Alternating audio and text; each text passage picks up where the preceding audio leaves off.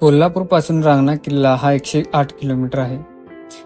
कोल्हापूरहून रांगणा किल्ल्याला यायचं असल्यास कोल्हापूर, गारगोटी, पाटगाव, भटवाडी असा प्रवास करावा लागतो.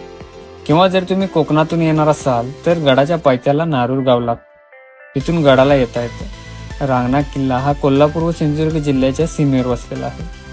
दुर्गमतेच्या बाबतीत रांगणा हा कोल्हापुरातील सर्वात दुर्गम किल्ला मानला जातो. हा किल्ला वनदुर्ग प्रकारात मोडतो. जर तुम्हाला देखील पावसाळ्यात ट्रेकिंगला जायचं असेल तर रांगणा किल्ल्याला नक्की भेट द्या. तब्बल 8 किलोमीटरचा ट्रेक करून आपण रांगणा किल्ल्याच्या मुख्य बुरुजाजवळ येऊन पोहोचतो. तिथून तटबंदीला लागूनच किल्ल्यावर जाण्यासाठी मार्ग आहे. तिथून थोड्या अंतर चालत गेल्यावर आपल्याला गडाचा पहिला म्हणजेच गणेश दरवाजाचे दर्शन होते. थोडासा ढासळलेल्या अवस्थेत असला तरी आजही गणेश दरवाजा दिमाखात उभा आहे.